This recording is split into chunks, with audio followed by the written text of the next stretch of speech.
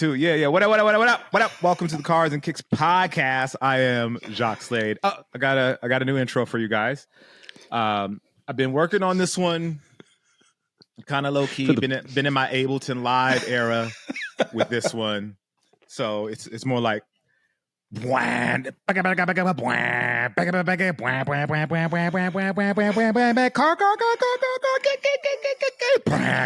cars and kicks,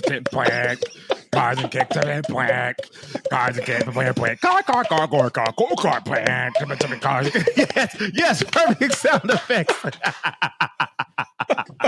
There we go. Oh, man, I was not prepared for that one. Welcome to the show. Welcome to Cars and Kicks, everybody. This is the show where we talk about cars and we talk about kicks, and we also make up random intro songs, obviously. No joke, the show. For those of y'all listening, we were literally make hit record, and Jacques like, oh shit, I gotta come up with a song. So that was straight off the dome, which makes it that much more special. So thank you for blessing us with that. Craziest part is every time I'm completely not expecting whatever style Jacques comes up with. That's what the best part about it is. It's like you think he's going one way, but then he adds something completely different to his repertoire. I should stockpile these things, so I'm ready. You really should. Yeah. Welcome to the show, everyone. I am Jacques Slade. I am the sneaker guy on the show, learning more about cars. It's not that I don't know anything about them. I'm just here to learn more about them. And I'm joined by two fabulous co-hosts. These guys really make the show go. Again, I'm here just to talk about the sneaker side of things, but these guys bring the meat of the show. I'm the dessert. I am the cookie. I'm the ice cream. These guys are the meat and potatoes per se. Eric, let them know what you're doing. What's going on? Yeah, I'm Eric Valdez. I am the resident car guy on the Cars and Kicks thing. Not to say that I don't know anything about sneakers, but I do not know anything compared to these two here. So I chat up a bit about the car stuff. They bring in the kick stuff. Nick keeps us glued together. So Nick, that's a toss to you, my man.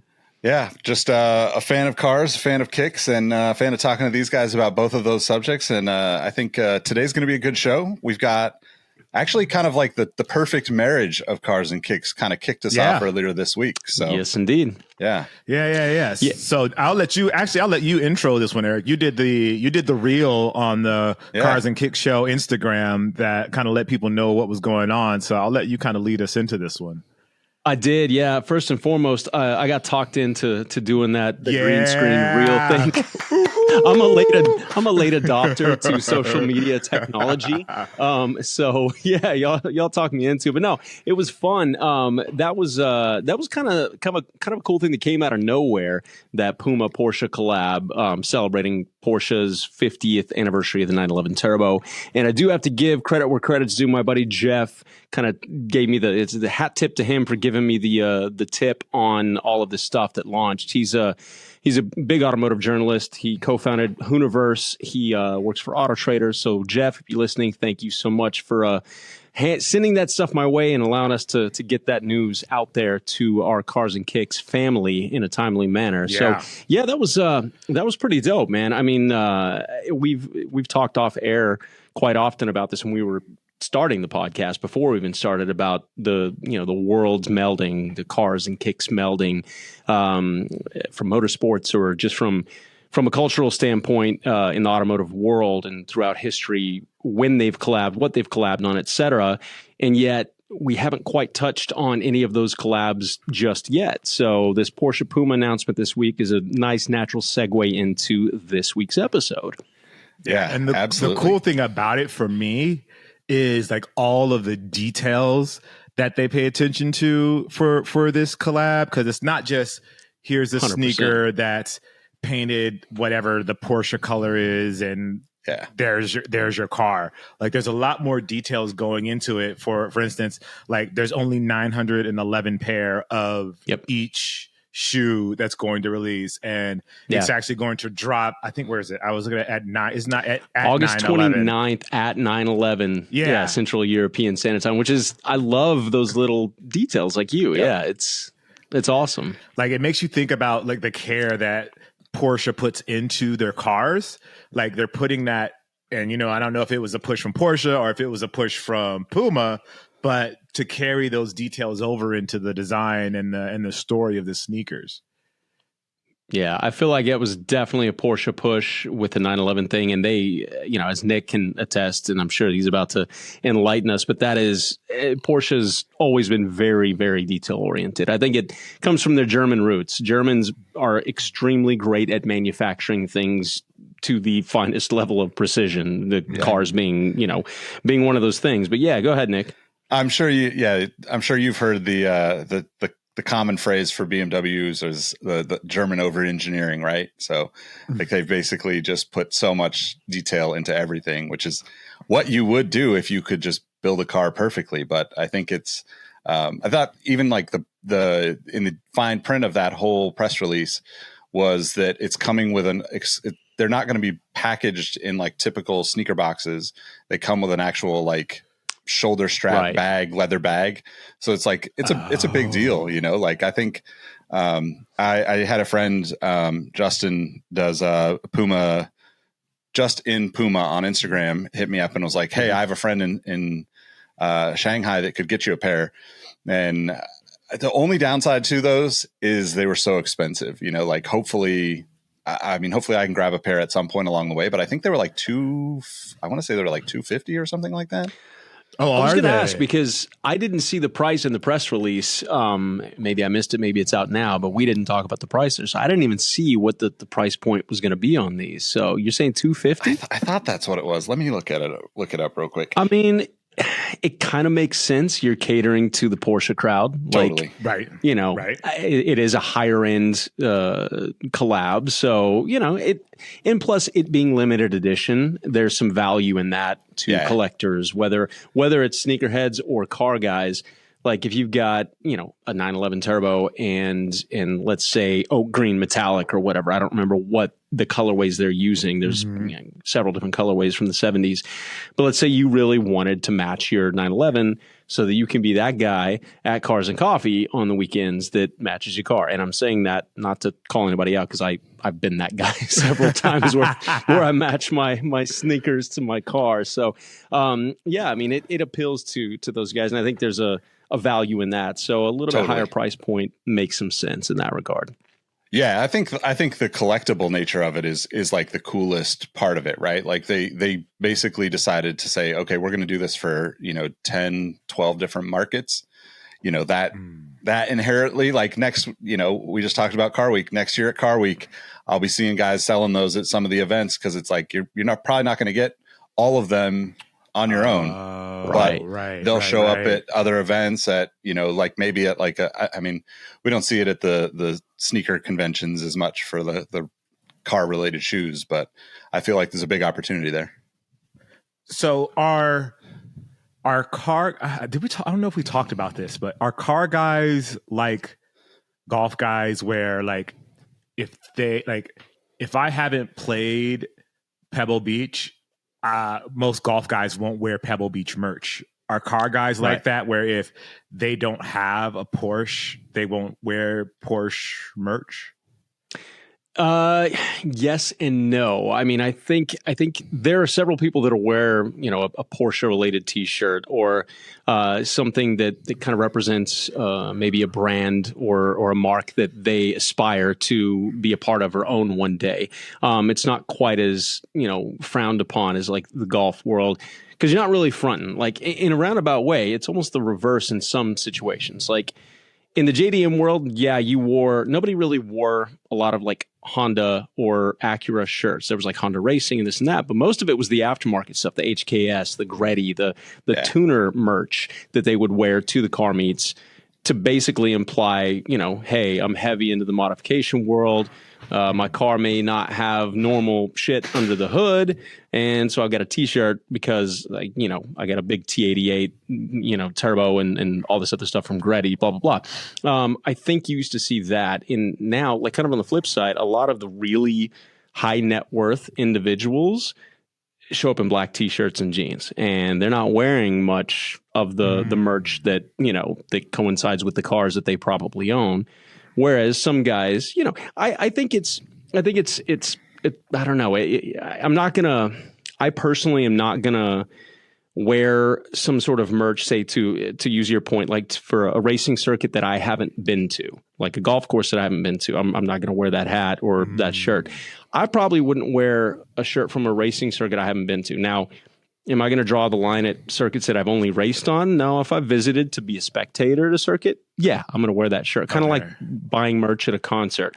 I'm not going to wear a band shirt from a band I have never seen personally. That's just my own thing. So I think it goes that way in the car world a little bit, but yeah, it's interesting for sure. Now, I know Eric wasn't really referring to me and about the high net worth individuals wearing plain black t-shirts, but since we leaned into that, I will say that like I'm one of those people that like I pretty much show up to events like very plainly dressed. Like Jacques probably remembers when I used to go to the sneaker conventions, it'd be really rare if I wore something that was like maybe outlandish. I'm trying to hide amongst the crowd more than anything and just observe. But like to your question, Jacques, I've probably been to, I'm probably getting close to 200 races over the course of my lifetime that I've been to. I've probably been to another 100 to 200 like car shows, events, that kind of thing. Like I've probably been to, I'm probably pushing 500 car events, automotive events in my lifetime at least. And I have merch from so many of those things because I bought it as a, token to have that memory that I can go back to. And for me, like, I'm so into all of it that, like I have McLaren gear. I don't own a McLaren, maybe one day, but like I have Porsche gear that, I have Porsche shoes, like, all that kind of stuff. And that's just like a very small entry point. To Eric's point, the JDM stuff, I've got tons of that stuff too, because it really is like for me, it's less about like people knowing like what I'm into. I don't really care if that's what it is. I want the conversation. I want you to see something I'm wearing and be like, oh, I need to talk to that guy. He's got something interesting on. And sometimes that's just a pair of shoes, like I'll share this pair kind of, this is like one of those low key shoes. This is a Puma McLaren shoe. So I'm not sure why that's not working. Because Nick's using his fancy camera today. So it's he's got a rack focus to the logo.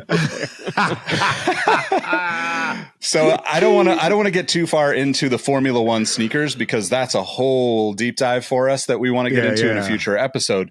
Oh, but yeah, that's definitely that particular Puma shoe. It was a team edition shoe. Like you couldn't get that with the McLaren branding. It was before these collabs started happening. A lot of people in the sneaker world will know a shoe like this. This is the Michael Schumacher, Barry Sanders Zoom Turf 96. This is a retro from probably 2014. This is what the original looked like. Had Michael Schumacher's signature on there. OGs. Yeah. For those of y'all that are I got two more. Yeah, you got to watch this one. You got to tune in. Go to the YouTubes on this one because Nick is bringing some heat. This is the Michael Schumacher. This is the Super Zoom. This is a shoe you hardly ever see, but this is another Ferrari inspired colorway. And I think like those kind of things are like, there's a deep dive there for us to get into. I think that there's a lot of people that probably don't even know this exists.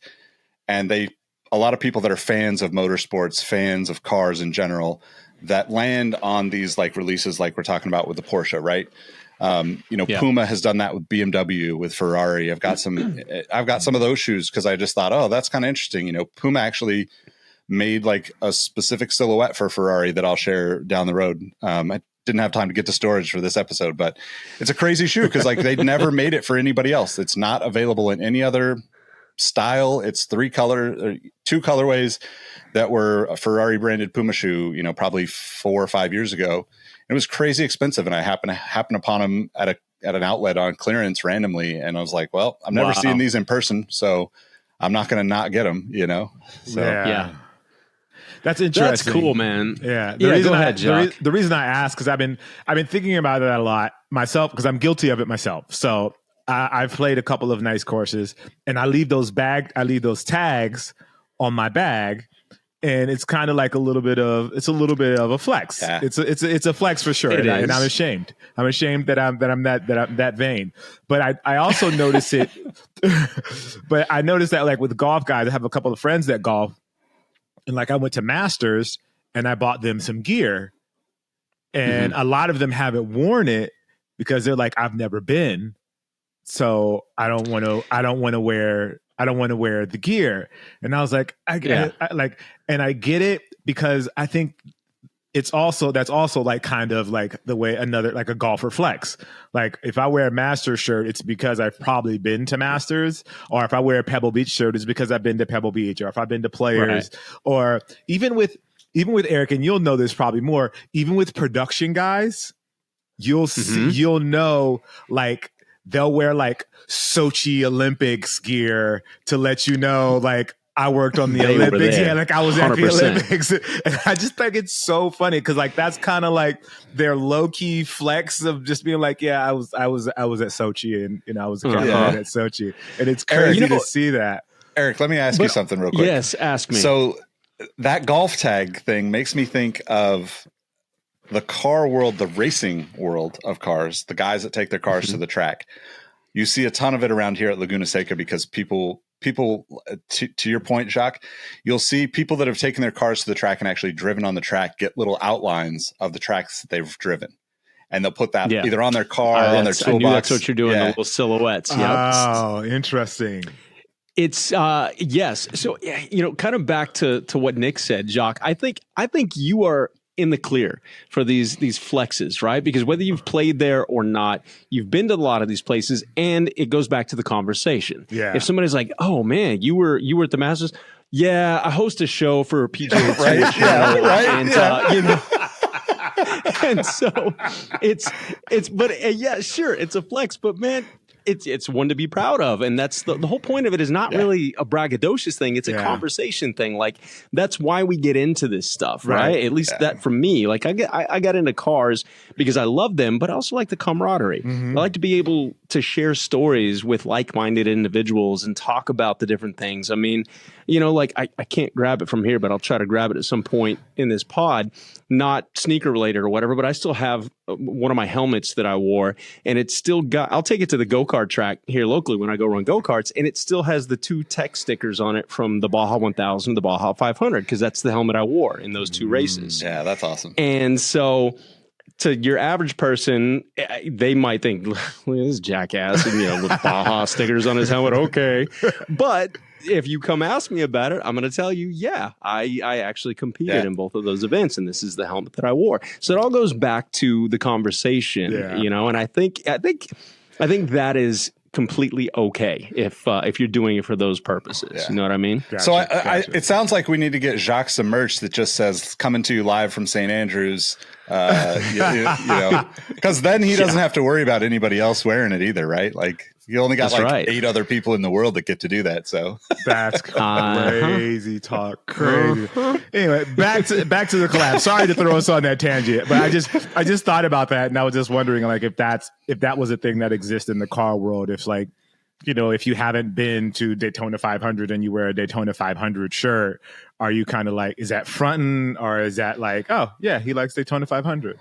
I think there's a little bit of that happens though, right? Just naturally, because especially as like style trends evolve, we see a lot of like young kids wearing, every once in a while I'll get a little frustrated and see somebody that's, 12, 15 years old, the kid wearing a Deftones t-shirt or, something like that, where I'm like, you have no idea what you're wearing right now. Like, this is my hometown band, yeah.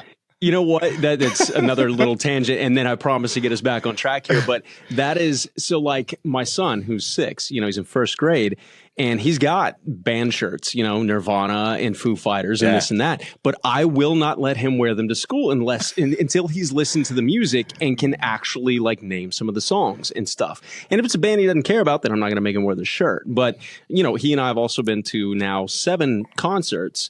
and it's kind of one of our things. And we always get some sort of merch from there, whether it be they don't make a lot of kids shirts, but he's got a giant head, so I can get him, caps, and he can wear the hats and stuff. That's sick. But I'm starting him early with that whole, if you're going to wear it, you got to be able to talk about it type of thing. Either you're a fan because you went to a concert, or you at least know something about the shirt you're wearing and the band or the car or the whatever you're representing. Yeah. So to get us back on track, talking about the collabs and everything here, I think, a lot of this stuff has flown under the radar for years. And, there's been a big crossover. That's why we started this podcast between cars and kicks. But there are a lot of sneakerheads that will buy into the hype or the exclusivity that may not know anything about the collaboration between, say Puma and McLaren or whatever. And I think kind of you touched on this point a little bit, Nick, just a second ago. We're starting to see stuff like this become more mainstream. Like you walk into Urban Outfitters or whatever, and there's like McLaren, F1 team merch now, or Abercrombie and Fitch, or Hollister. They're all doing these branded things, and there's a lot of kids wearing this stuff. And I'm not going to hate on it because, look, it brings more awareness to the things that we love. But 90% of those kids wearing that can tell you nothing about what's on the shirt. It's just kind of what's cool right now, And I think with the collab of the automotive brands and sneakers throughout the years, I think early on it was kind of cool to be, low key and under the radar and demure, to use this whole TikTok hype thing that's of the moment, that probably won't even be of the moment by the time this podcast comes out, because that's how social media works. But, there's some throughout history, and obviously Nick has probably every collab ever made between what he's got there and in storage. Some of it has been, pretty front and center, hyped up stuff. And some of it's been so low key that I didn't even recognize that it was a collaboration or whatever. So going all the way back, what are some of the first, now this is a question to both of y'all, but like, what are some of the first standout collabs between the sneaker and the automotive world? Gosh, I'll let you handle that one, Nick, because you probably know more better than me.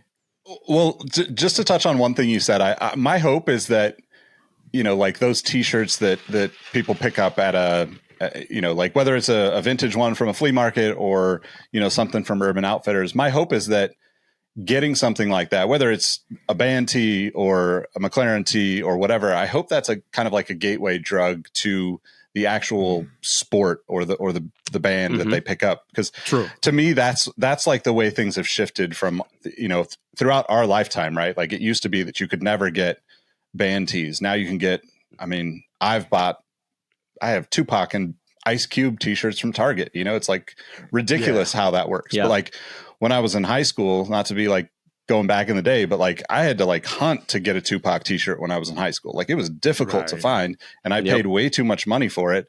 And, like I wasn't gonna not have it though. Like I just, he's my guy. Like the stuff on the wall, albums always out, that kind of stuff, shoes on display. And I think that's like the really interesting piece to where we're at now with these collabs is like, we have the full width, the full breadth of what sneakers can be, right? You have stuff like that Puma shoe that I just showed that's a McLaren shoe, super low key. You have to be very observant of Formula One to even know that shoe exists. You have to be very diligent to even get your hands on that pair. Like they don't pop up very often. There's a few collaborations that have happened like that as well, that like, I think, if you think of like the way that people chase that exclusivity, one of the ways that I chase exclusivity without spending crazy money is actually finding the shoes that are only available to team employees, race car drivers, like athlete, like a lot of these shoes are designed specifically for the teams, because the teams need, if you're a Formula One team, you need hundreds of sneakers for your people, and you want everybody to have the same uniform. So that's kind of an interesting piece that is a little bit low key, but like kind of evolving as we speak. Like a lot of these teams are having full on collabs. Like I've got some K-Swiss McLaren shoes that came out last year. I think K-Swiss has the McLaren collab now. I think they're like the official sponsor or whatever. However, I don't even know. Is it like official Are they sponsors? Or are they official footwear? Is it like the NFL where it's like the official footwear provider of the? That's what McLaren, it is. Yeah, it's like the official footwear provider. So I think going back to your question, I know I got off on a tangent there. The earliest of like collabs with sneakers kind of happened off the rate, like unofficially, right? Like I pulled this pair out. I think I might have shown this on the show before, but this is Reebok Instapump Fury carbon fiber in the gold, which is a Lotus Formula One team from 10, 15 years ago now. But like that's kind of like classic Lotus racing colors. And they did this. I have a Silver Arrows shoe and a Ferrari shoe up there in that same model. But that was 2012 or something. It wasn't an official partnership. Formula One wasn't big enough in the US at that time. Right. Formula One is huge outside of the US, but it really took a long time for it to evolve to the point where it's at now. And I think that's kind of the first that stands out in my mind was that. There's a few others that have happened in recent years. Like there was some golf inspired Nike SB Dunks that came out. That's an easy one to call out. I've got the Magnus Walker. Yeah, I've got the Magnus Walker collab. Nike Dunks, which those things are like the evolution of the exclusive stuff. And even further back, which is for the other episode we'll get into, in the 90s, all these Formula One teams had their own shoes manufactured. It wasn't a collaboration because they literally went and said, okay, we're Renault. We are going to work with Canon and Williams and, whoever else sponsors the team, and all those brands will be on the shoes. And that's a really like deep dive type of thing to go into. But that's like the late 80s and early 90s really kind of like it was a completely different approach than what it is now. And I think that's the earliest I remember. But it's also one of those things where it really wasn't the sneaker consumer wasn't actively seeking out that connection, right? Yeah, it's really hard to find those kind of shoes because if you weren't a super fan back in the day, you weren't paying attention. Like you didn't care about sneakers in 1990. If you did, you cared about a Jordan coming out or an Air Max or something like that. So it's really kind of cool to see it spread its wings, so to speak. And I think that's really why we wanted to do this show, because there's so many aspects of this that are happening that we don't even see throughout like the typical sneaker media social accounts and that. And one of those, like I wanted to talk about a little bit, but I don't know if you guys got a chance to look at it, but Nissan last year, I want to say 22 or 2023, partnered with New Balance to make a 327 Kicks. Yeah, which is the name of one of their cars, right? Like that is a cool connection if you can have like a authentic as like the name, but like I don't know, I saw these, but I don't think I saw anybody post about them. Do you guys remember seeing these at all? I remember seeing a press release on the collab. I've never seen the shoe. I couldn't tell you what it looks like. So I don't know. I remember seeing the car with the New Balance logo on the side, and that's about it. I'll have to look it up, I guess. Yeah, I haven't seen the shoes. I mean, it's based on that new silhouette. I forgot what it's called. The with the giant and 327. The 327. Yeah, but I don't know if it was just the car or were there actual sneakers? Yeah, there are actual sneakers too in that color. Like basically like light bluish silver with like gray accents that they released for that. Oh, I didn't know they did an actual sneaker. Oh, and I think it only came out in Japan. It was kind of like a region specific thing, but that makes sense. I think that was the first time I saw something that was like, whoa, this can be really big at some point. Like this could be a normal thing that every brand can do their version of, really. Yeah, that would be sick. I was gonna say, like early guys are talking, like I'm the new F1 guy. Like, so I got into F1 because of the show Drive to Survive. Mm-hmm. Like the Netflix show got me into it. I had heard of F1 before, I'd seen stuff here and there, but that was the first time I was invested.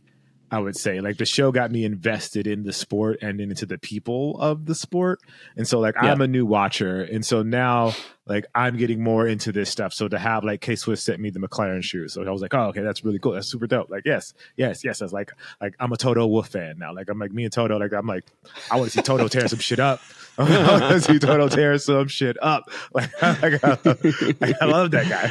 Like, can you be my uncle Toto? Like, like that's the dude. So like now I'm totally into it. And so obviously I want to see the blending of those worlds of like my sneaker world and the F1 world and see where they can take those things. And I know that's all for a separate episode, but to see like we see it in the sneaker world a little bit with Jordan because we have the motorsport sixes, the NASCAR partnership, the NASCAR, and then like the 14 is inspired by the Ferrari, which Eric and you and I worked on. That's how we all met. Yeah. So like that kind of brought cars into the conversation a little bit, but it wasn't like necessarily a collab in the sense of what we're talking about today. Right. Yeah, I think there's one collab, and I was thinking you might mention this, Jacques, because you're such a fan of this person. But there's one that comes to mind for me that I don't remember when this was, but it's when a certain basketball player jumped over a certain car, and I believe this was with the Hyperdunk. And it was, am I right? It was a Nike Kobe Aston Martin collab. And that was an official collab, right? That was, I don't think they made a whole lot of those, but that was a legit official thing. That wasn't like just an obscure commercial. They literally did these shoes, right? Like as a limited release. All right, do not try what I'm about to attempt right now. Don't worry about it. Don't worry about it. I got it. I got it. I will be there. I will be there. Perfectly healthy. I got this. I got this. You trust your boy? You trust your boy? Come on, man. Hey, just sit back, relax, and enjoy the show. Just watch what I do, man. Come on, bring it down.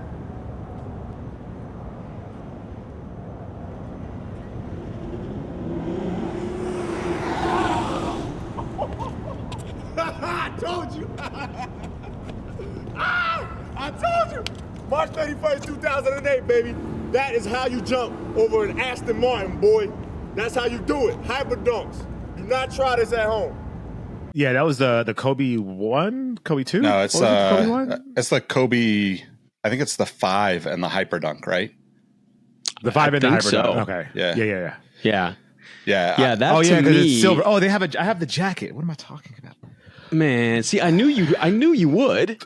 Like, I'm surprised. See, if you want to see Jacques' collection and be reminded of Jacques' collection, just go back a couple episodes. We did an episode called The Best Collection of Cars and Kicks Ever.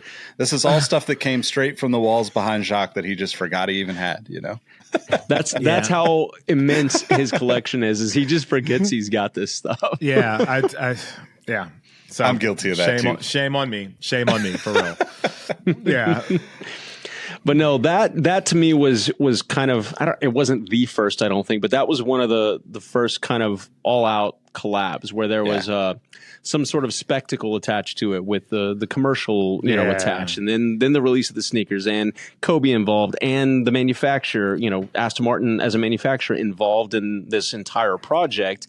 And I think that was, as far as I can remember anyway, that was one of the first big collabs that I remember. I know there was some other stuff like, RIP to Kim Block, but he was big into melding these two worlds, with DC and Subaru. I think when he first started in rally and started with like Gymkhana 1, DC was the supplier for the Subaru rally team, I think, right? Is that right, Nick? I know you can check me on that. Yeah. I mean, he's probably the first, probably the first person to really bring those two worlds in a very like official partnership kind of way, because he was a, founder of DC Shoes along with, a couple other guys, but basically like carried that brand for, 2 decades.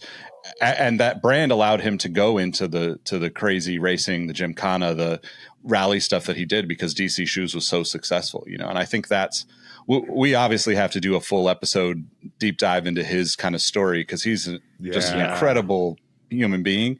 But what he did for like the two things that we're talking about on this podcast all the time is completely immeasurable. But it's also like kind of low key. The Kobe thing, like you said, is like made the mainstream, kind of media, so to speak. Yeah. And I think what is really interesting to think about is, the other kind of talking point that we had on our notes is like all these Puma, kind of collaborations with BMW M and Ferrari and Porsche and all of that. Very European centric shoes, right?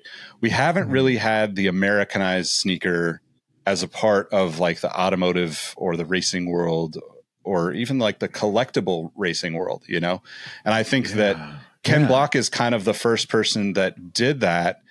And honestly, like, I don't think people really understand that even existed. Like I have a pair in storage, but he did that for a long time. Monster Energy was his car sponsor, was his rally or Gymkhana sponsor, and they ended up doing Monster Energy DC shoes, which is super unheard of. Yeah, I'm just kind of realizing like how globally we've seen like hot spots of this happen, moments in time where a flash and it happens and it's like, oh, that's cool, but never in a continuous place that it can grow into something bigger until now. We're really starting to see that, right? We've, to Jacques' point about the K-Swiss that they sent him, those are the start of it, right? Like you're bringing back shoes that are literally like the K-Swiss Classic, which I have like from the McLaren pack. That is like one of the most iconic sneakers ever. Like if you were in California in the 90s, you had K-Swiss Classics, or you wanted K-Swiss Classics. They were like next level popular, when I was, probably like young teens or early to mid teens or whatever. And I think that's like really, really something that a lot of these brands can kind of tie in that nostalgia with if they did have those moments, because now all of a sudden you can say, oh, not only is this all white K-Swiss Classic a nostalgic shoe for you, oh, we threw a little bit of carbon fiber and a McLaren logo on it too and made it super premium. And it's like, oh, well, I definitely need that pair then. Yeah. Fun fact for you guys about the K-Swiss. If you lived in certain neighborhoods in LA, you couldn't wear K-Swiss because so the word association, it's the association, and what like, I don't know if it's just like urban legend of what the K-Swiss stood for. So in gang culture, the word slob is a negative word for the Bloods. And so they changed K-Swiss to kill a slob when I see a slob. And so if you were, so you couldn't wear K-Swiss in certain neighborhoods, the K-Swiss Classic, even though it was super popular. But if you wore K-Swiss in the wrong neighborhood, people would take offense to it. And, the resulting conversation. Wow. I did not know that. When you said fun fact about K-Swiss, you being the hip hop head, I thought you were going to throw it to the back in the days when I that whole line about what was it, Pumas with the fat laces, and it was either that or K-Swiss. I thought that's where you were going. I didn't think you were going to take us all the way to like gang culture level. Yeah. There was a lot of that nuanced stuff back then too, because like there really was. You couldn't wear British Knights, couldn't wear British Knights either. Like, and that's a company that like we'll probably talk about at some point, because I do think they had like some interesting partnerships. I have to research a little bit, but they were a big deal for a while, Yeah, they were. You guys mentioned something earlier that I was curious about, and Nick, you kind of leaned into it a little bit about how it always seems like Puma is doing these car collabs, and it's like a very European thing. What's the from your guys' perspective as car guys? What's the difference between European car culture and American car culture, and why would Puma, which is a German brand, be so ingrained into that as opposed to a Nike or an Adidas or whoever? That's a whole episode in and of itself. Like European car culture and American car culture could not, man, I can't get a sentence out today, could not be more different or further apart. And European car culture is really deeply rooted in motorsport. Yeah. Whereas American car culture goes back to like, I think it, most of it probably started around the like hot rodder era, when, in our version of motorsport back then was drag racing, but it wasn't like sanctioned drag racing. It was just guys souping up old hot rods and going out and finding, some back street in Pomona and like seeing how quick they could go. No, for real. That's the birthplace of drag racing is Pomona, the mean streets of Pomona. Yeah. And so that was like, it was more about the, again, the camaraderie and the wrenching on your own cars and just kind of like, and it evolved from the hot rodding into just the muscle car era. And it was all about like it's kind of like Americans, we're stereotypically in the rest of the world, very brash and brute and loud and stuff. And that was our car culture. Whereas Europeans, it's, I guess, again, you can go on all these tangents, but like it's America is like American football. Europe is like soccer or football. And so there's this like bit of, I don't know, maybe it's slightly more refined over there, but it's also rooted in motorsport. So a lot of the folks in the car world over there, like just you could have a really beat whatever it was aesthetically car, but it's because it got used. It got taken to the track. It got, everybody wanted to be, if they weren't playing soccer or football, they wanted to be a Formula One driver or a rally driver or a touring car driver over there. And so it was less about the kind of scene and be seen part of the scene as it is in the States. And it was more about the actual driver element of it. We've got, I can go down a whole rabbit hole here, but I love kind of the history of car culture, especially in America, because it's so diverse, man. Like you have the hot rodder culture and the muscle car era that I just talked about, but like lowriders, that's an all, Latino American thing, but it started here in, LA and El Paso, Texas, where I grew up, were the mecca of lowriding back in the day. You go to Japan nowadays and lowriding is massive. It's as big as drifting was when drifting, first started in Japan and everything.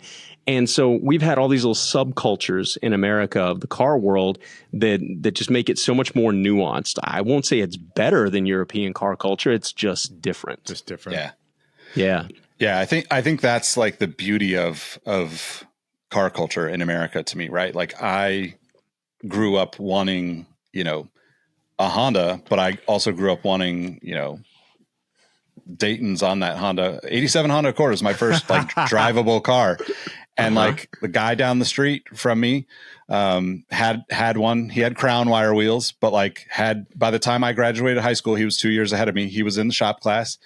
And I was like, I'm going to learn how to install hydraulics. Like that's all I ever wanted to do back then. And, my cousin got into like kind of the performance side of Hondas around that time too. And like that kind of evolved. And like there was this interesting time where, Lowrider Magazine was making Lowrider Euro magazine in the 90s. That's and right. Early 2000s. Yeah. And it was really like this hodgepodge of multiple, car cultures kind of combined. And I think that kind of is how, we've moved for a long time. Things were very, very separate. Right. But I think what happens is like people realize like, it's kind of like with sneakers. You might be a diehard Air Jordan collector, but like I might be a diehard Saucony collector.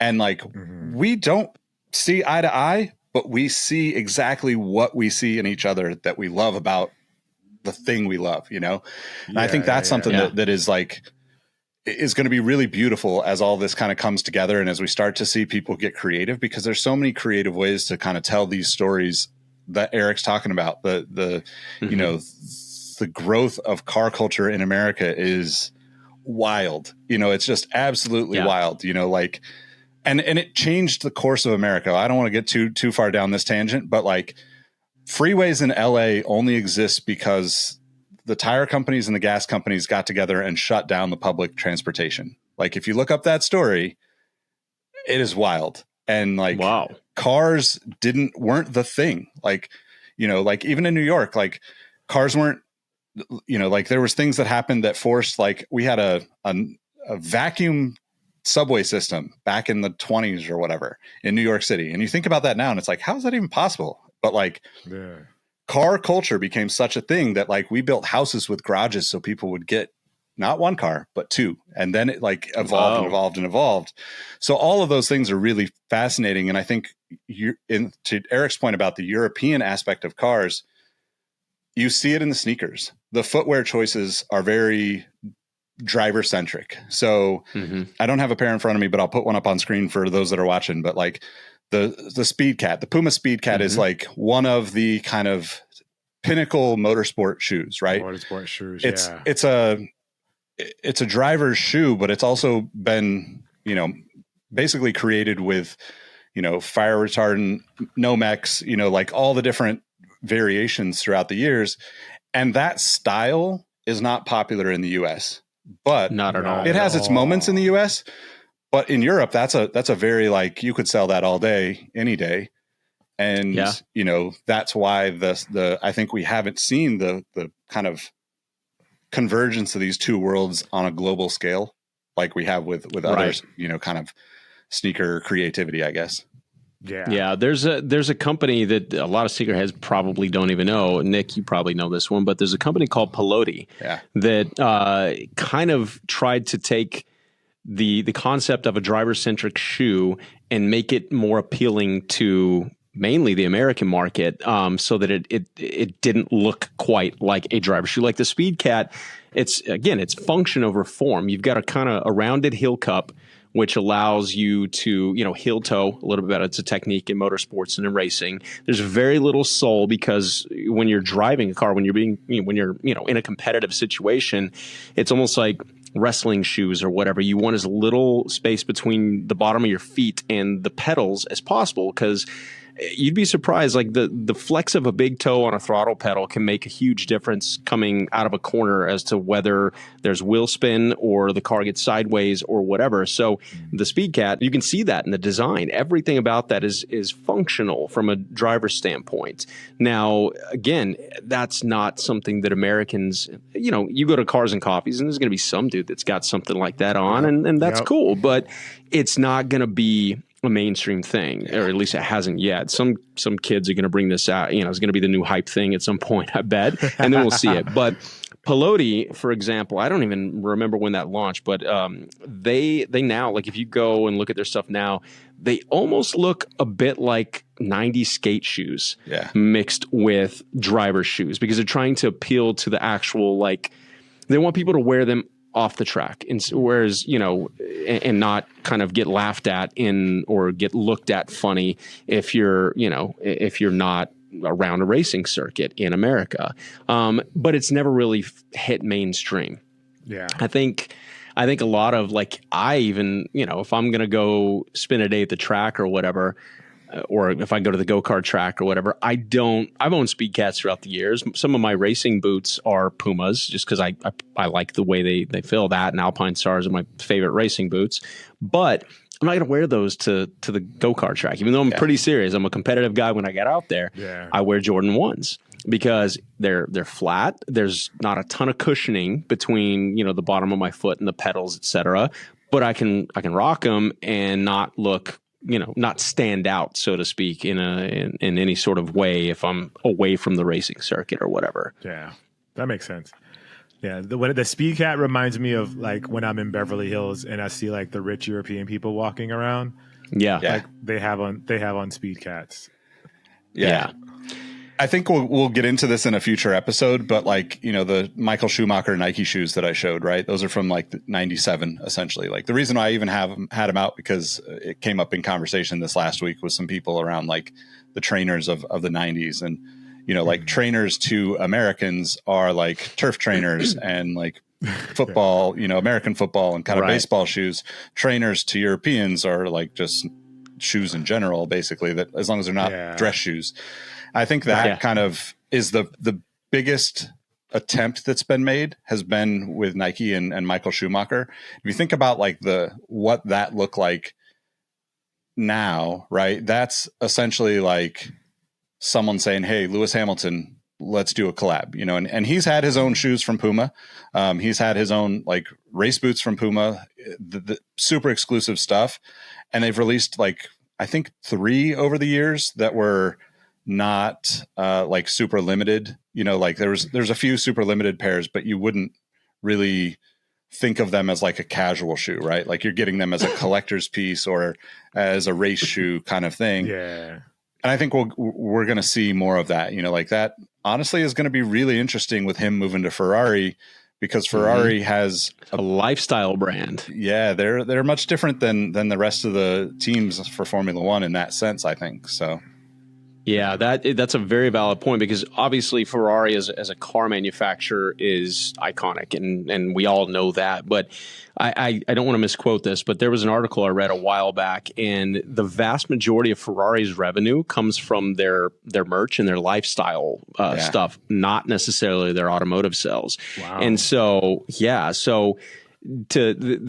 that's why I think this partnership of, with Lewis moving to Ferrari next season it's like chess on a whole other level, because you've got one of the, he's literally arguably the greatest driver of all time. He's numbers wise, you can't argue with that. And he's continuing to, he just came off of a win, recently, and he's continuing to do stuff that it's just literally adding to the record books, right? Yep. But he's also a fashion icon. He's also, very well known off the track for his social, impact and all of these other things.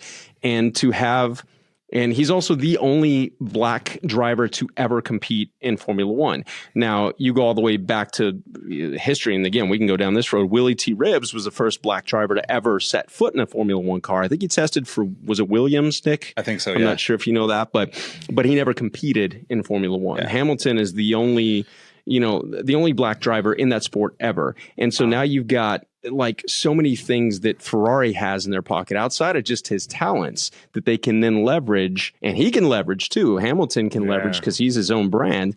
And don't be surprised if he makes more money in the next decade after he retires, just because of his partnership with Ferrari. Because I think there's a clause in there where he's beyond his tenure as a driver. He's an ambassador for Ferrari for an unidentified amount of time. That's so amazing.